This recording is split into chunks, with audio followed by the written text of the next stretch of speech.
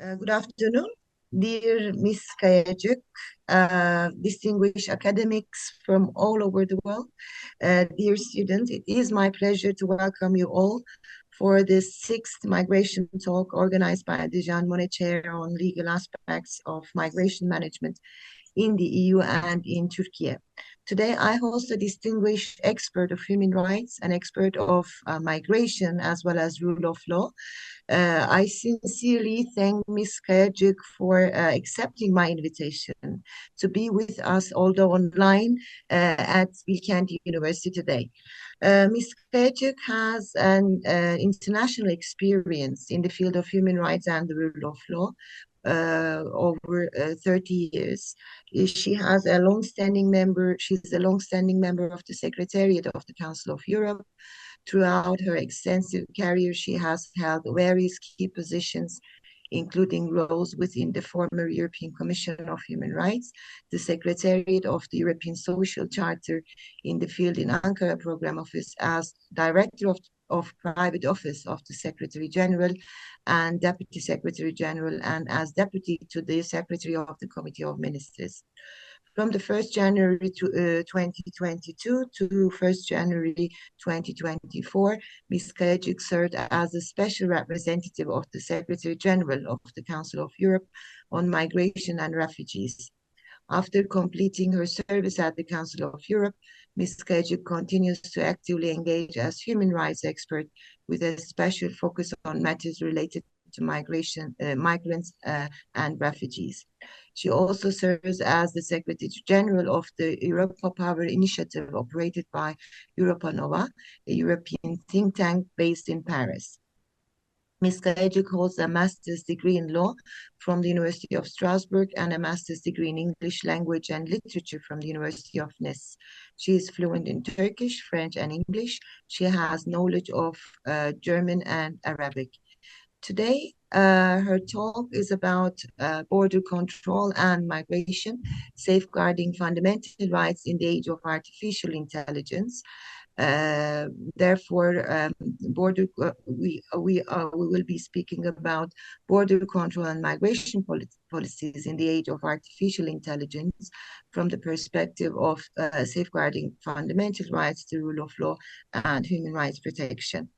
I thank Ms. Kayacik once again, and I leave the floor to her. Thank you. Thank you very much. Thank you. Thank you very much, Gülüm Hanım. Thank you for your invitation as well. It was a real pleasure for me to receive this invitation. I live in Strasbourg. I often travel to Ankara, but this time I couldn't join you in person. I would have loved to. So hello from Strasbourg to all of you. I will this presentation that I will make. I want to base it on a report that was adopted by the Parliamentary Assembly of the Council of Europe in October 2025, this year. And it was a report on artificial intelligence and migration. And it was prepared by a Finnish parliamentarian called Petri Honkonen. And I will base my presentation on that. Why? Because I think it is about the risks. Artificial intelligence, we all know, holds transformative potential, including in migration management. And we have to acknowledge that artificial intelligence can improve processes and efficiencies. But the use of artificial intelligence poses also significant risks to human rights, to fundamental rights, and to dignity. So that's in my presentation, I want mostly to concentrate on the risks to human rights and dignity of the human being and call for strong safeguards at all stages of the migration journey. The deployment of artificial intelligence in identity checks, border controls, visa processing, and asylum applications is transforming really migration management across Europe. And this raises a lot of issues related to transparency, to accountability, and to fundamental rights. For example, mass border surveillance. It carries extensive risks in terms of GDPR, of data protection, and it has a potential for border violence and for human rights violations. Also, the biometric technologies that are used in the construction, they are used for the construction of database, that also can lead to risks of discrimination, arbitrary detention, etc. In the field of migration management, the scope of artificial intelligence is quite broad.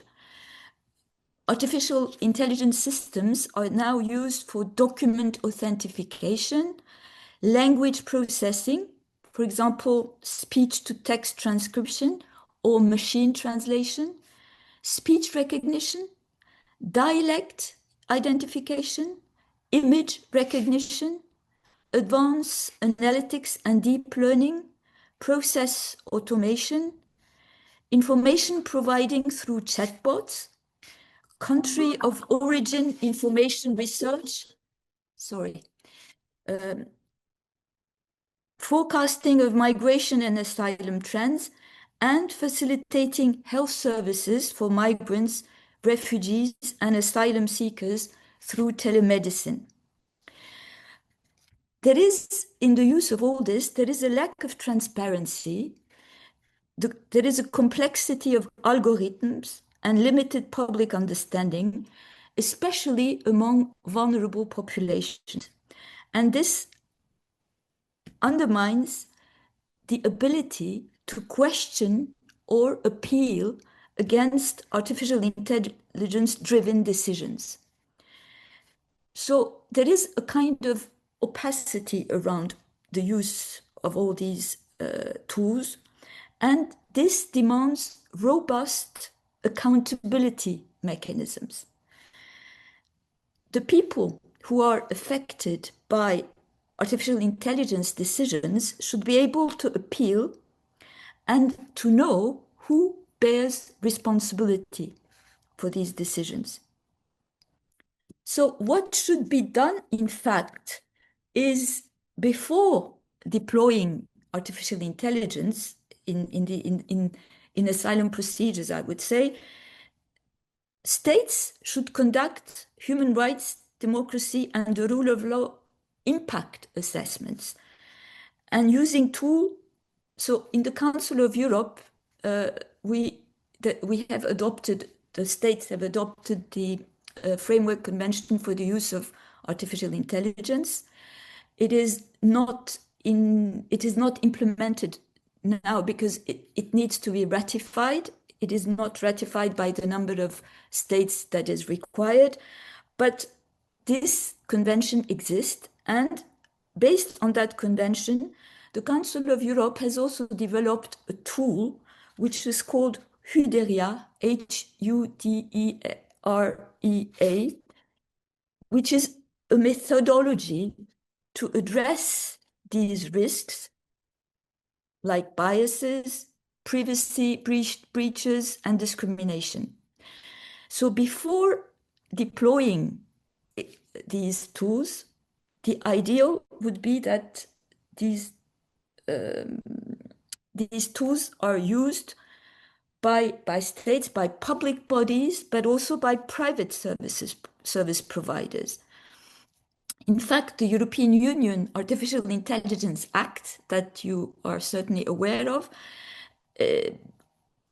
obliges the public bodies and provides and private service providers to make this assessment of fundamental rights impacts before using artificial intelligence systems.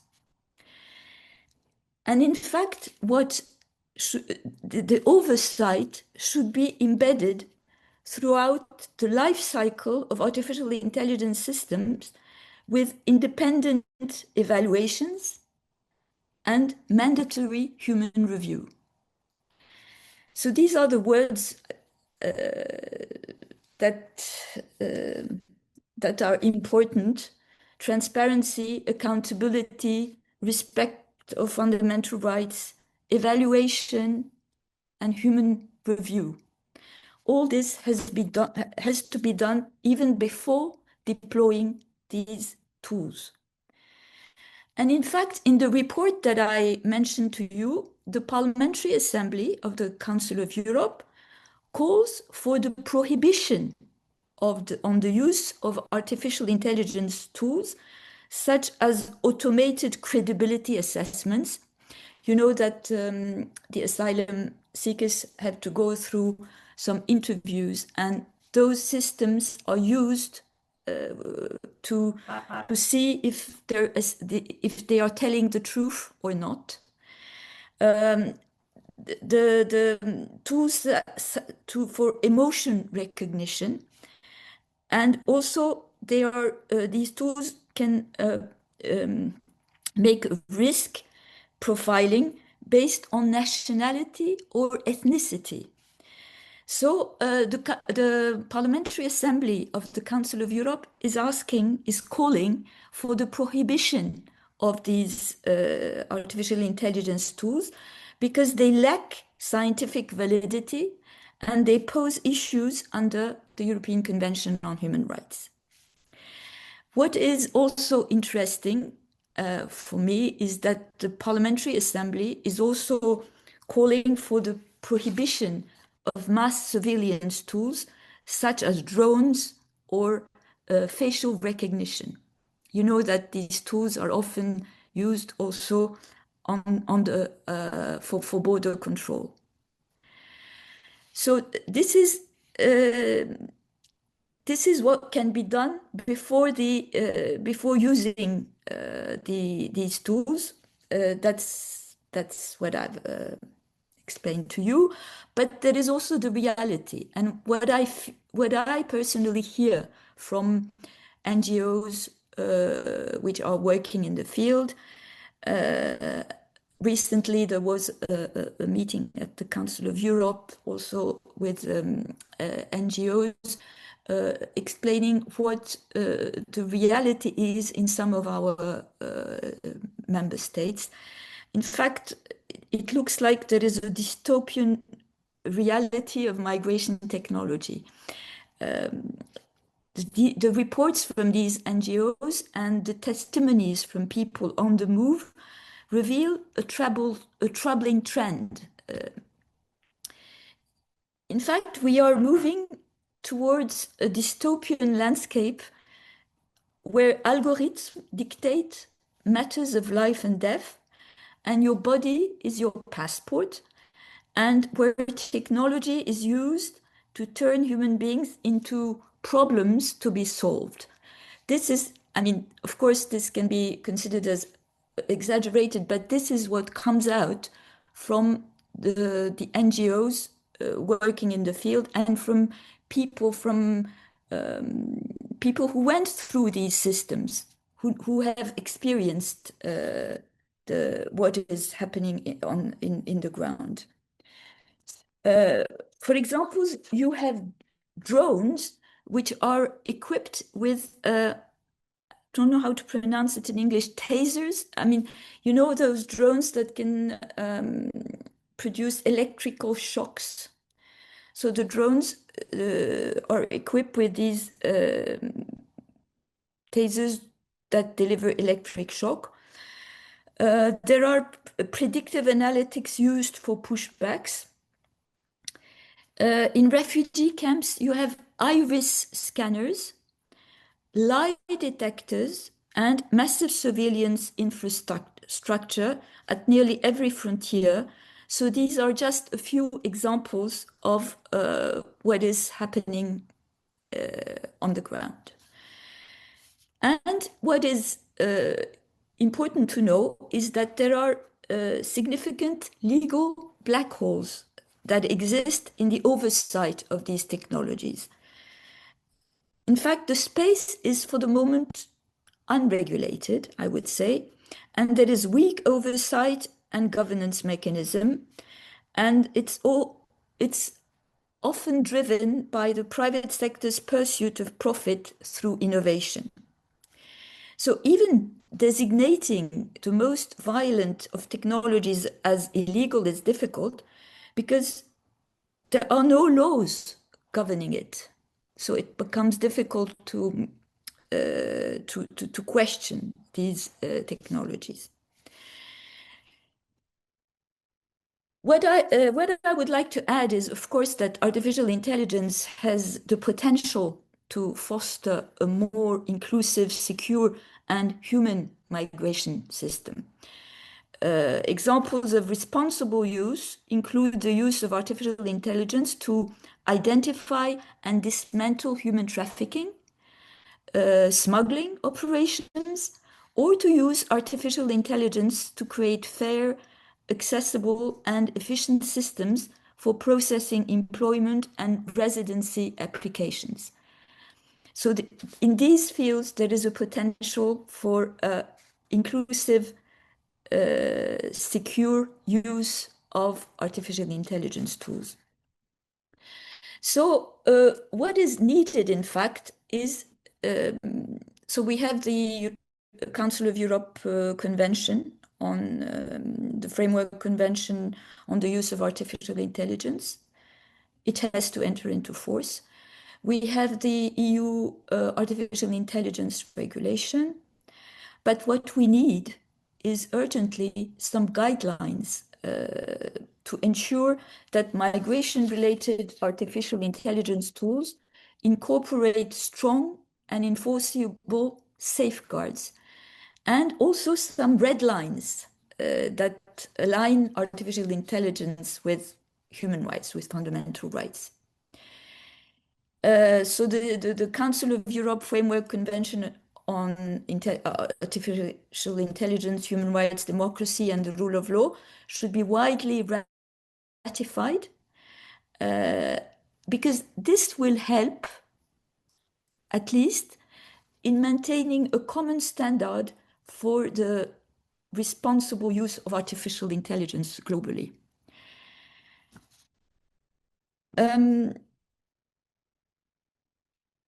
So there is also the need to discuss the balance between the technological innovation and the protection of human rights in migration management. And I would like to also underline the role of civil society organizations. The civil society organizations, their role, in my view, is essential because they serve as watchdogs against human rights violations on the ground. And it is important to support their efforts in shedding light on the shortcoming of certain policies. So artificial intelligence is developing rapidly, and in fact, its consequences sometimes are difficult to predict. So we have to remain vigilant on this issue, and we have to be aware of the issues and have this awareness in mind. So that's what I wanted to tell you. And I would be very happy to continue this conversation with your questions and answers, and to develop this through your questions. Thank you very much for this very interesting talk, Ms. Kayjuk. I had to take notes for pages myself. Any questions from the audience?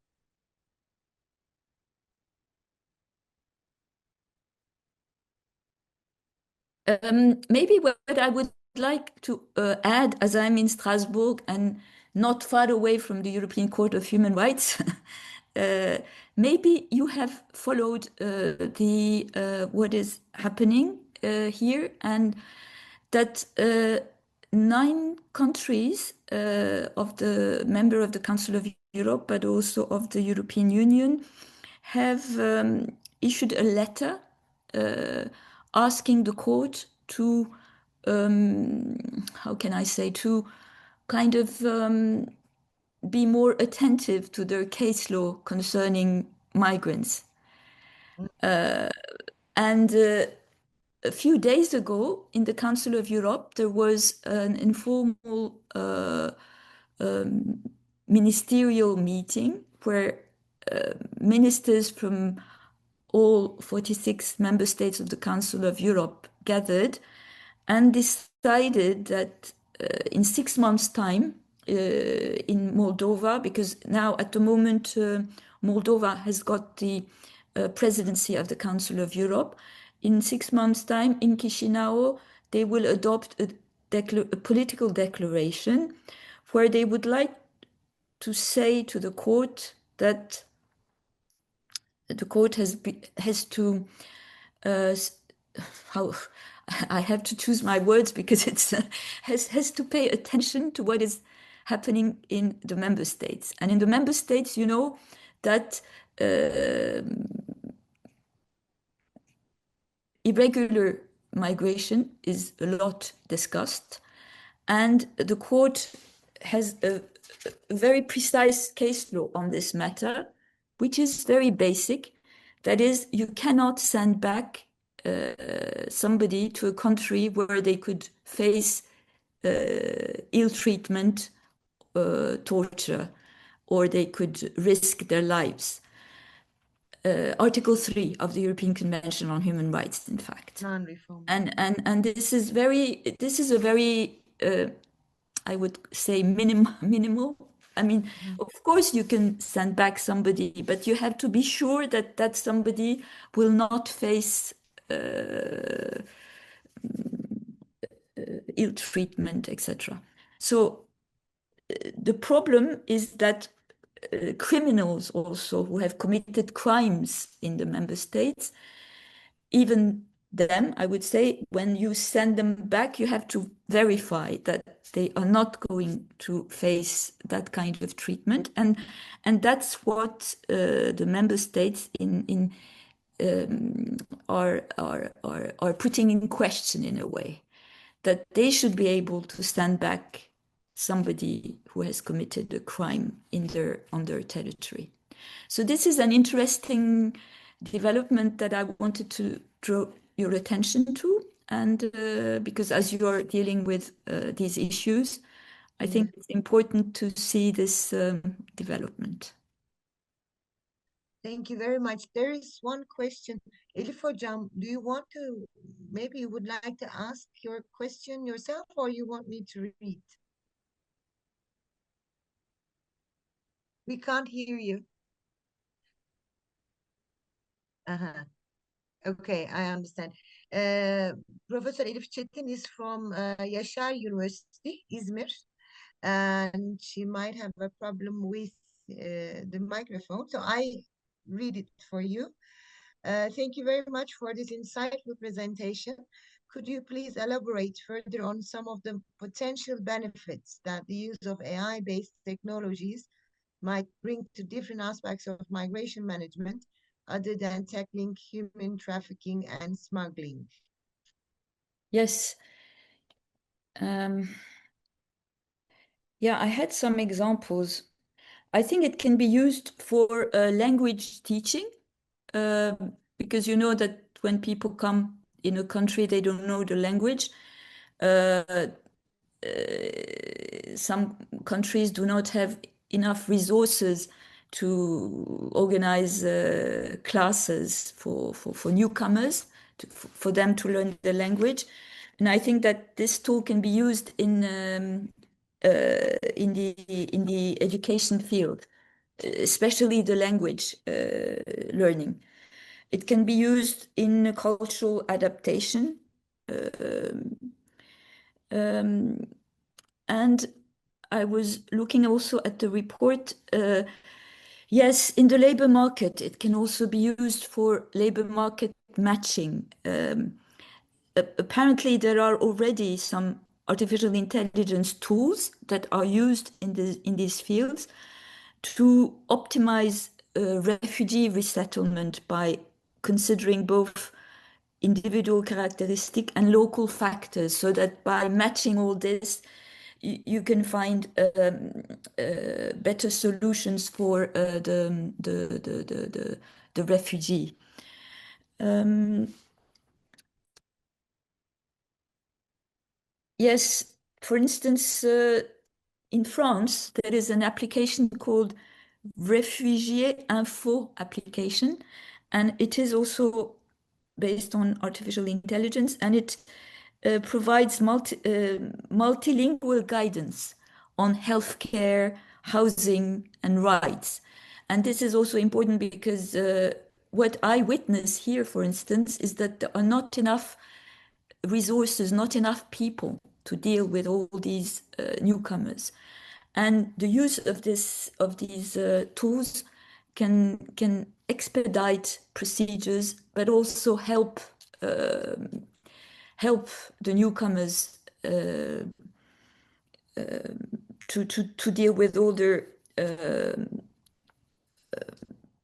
I would say all the healthcare, housing, and to learn better about their rights. So I go through the report to see if there are yeah. Yeah, they are also talking about bridging the digital divide. So it's important that newcomers are acquainted with the digital world, because some of them are not. So it's also important that people can use these technologies, these applications.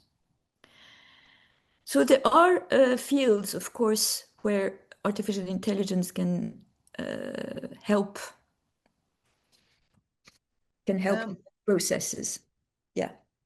what I have in mind after your presentation and after having heard about this report, maybe it would be a wise idea to differentiate between different stages Yes. for a migrant, because the examples, I have not read the report yet, so that's what I'm saying is from what I've learned from you today. Yeah. Because the examples, the best practices of AI in migration management seems to be in the integration stage Exactly. of Exactly. the migrant. So, but we know that there is this assessment of their status first, whether we shall give them a refugee status or not. So, dealing with the first comer first, like you've mentioned, for instance, face recognition with AI tools or language processing, etc. So, uh, where I thought there might be more human rights concerns with the use of AI systems in the first assessment period, whereas maybe uh, it would be of a great help to use AI tools for the integration, because then we have good examples. I don't know if that would be a wise idea to make to a differentiation between different stages of a life of a migrant. You're completely right. In fact, uh, we have to differentiate through different stages. So you have the pre-departure stage. I mean, the examples that I gave you is, the irregular one who is trying to enter a border. Mm-hmm. So this one, this person has more risks of human rights violations than somebody who is already on the territory and is even applying for refugee status. Even that one has less risks, I would say, than the one who is entering a border, through a border, even regularly, I would say, because I mean, this biometrics thing is also the risk is that all this data is used against your will and data protection rules are violated. But you're completely right. So you have a pre-departure stage, then you have the transit stage, I would say, and then you have the arrival, because the transit stage is, you know, when they are put into kind of camps, Mhm. and there also they are interviewed. So there is a lie detector based on algorithms. They try to see if their story is right or not, but they use these tools that can be biased. Uh, Mhm. they also use these tools for the language used by the asylum seeker, or when they are in the what I've heard from NGOs is when they are in the camp waiting for their procedure to be processed, there are cameras watching them Mhm. all the time, and all their so they are observed and watched. There is a so so you so it's very important to make this differentiation, I think. The pre-departure, the transit, the arrival. Uh, Is this assembly report yeah, online, Leila Hanım, so yes, we can? I will send it to you because I think it's quite interesting, um, that you will see also um, these divides, these Mhm. differentiation in the report. I'm going to Thank you send it very to you much. so that uh, you can share it with your Yes, we could. students. Yeah, Thank you very much. We could distribute it. yeah, There is another question from Stefano Dominelli. Thank you for your presentation. Ah, here you are. Would you like to ask yourself, or Yes, thank you. Thank you very thank you very much. much? You Hi, are from Italy, right? exactly. I'm from Italy, Wow. currently in Germany, but usually from Italy. First of all, Okay, thank you very much for the welcome. super interesting and illuminating class. I've learned really a lot. And I was just thinking, since we are in the stage of promoting new approaches in migration and border management, whether or not our idea of how we should use AI can contribute into global or customer international law so that other states might follow us, or whether, based also on the knowledge that you have from people working on the camp, other states might decide to take a different stance. And this also taking into consideration that um, we are essentially promoting new rules for the end of the journey, but the migration journey starts in other states.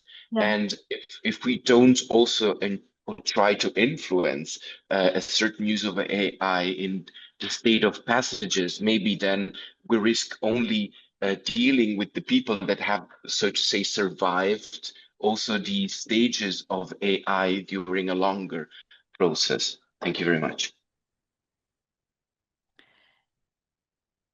So, Stefano, what are you promoting?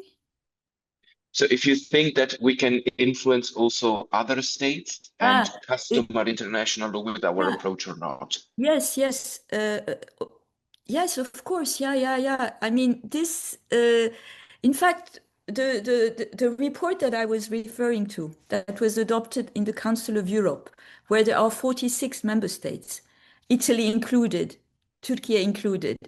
So, in fact, it is, and this convention that I told you about, the convention, the Council of Europe Convention on the Use of Artificial Intelligence, but in conformity with human rights and the rule of law.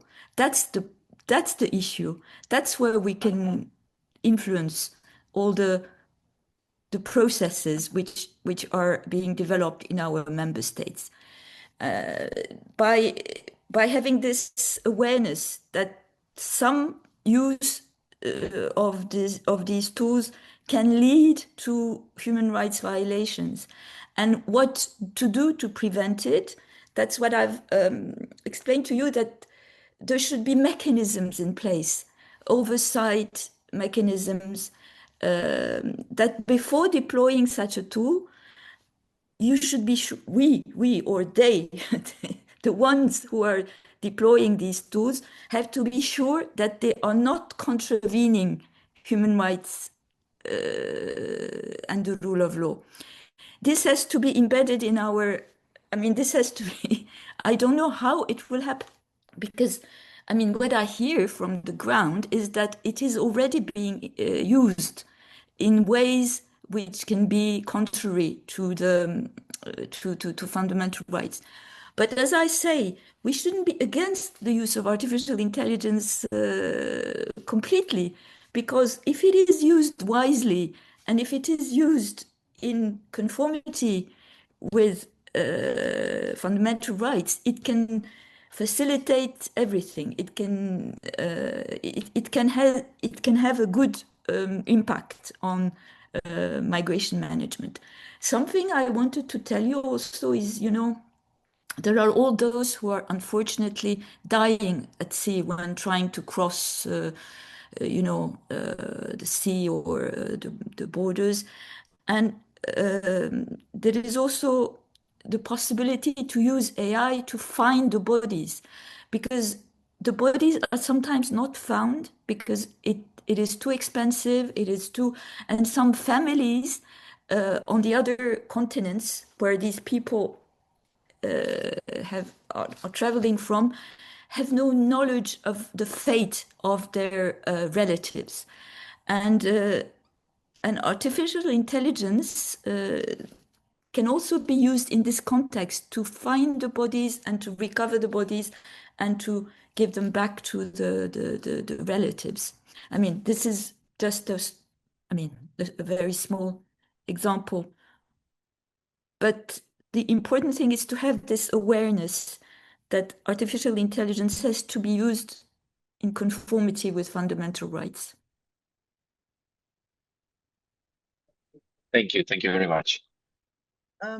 Leila, who shall bear the responsibility if there is a human rights infringement? I think this is one of the most Yes. important issues as regards AI, whether we speak about the use of AI in, I don't know, migration law or in certain areas of private law, uh, or I don't know, international law. We always have this question in mind. How shall we determine Yeah. the responsible if there is an infringement? How, any ideas about, or any? No, it's a very good question. In fact, you know, for instance, if you're,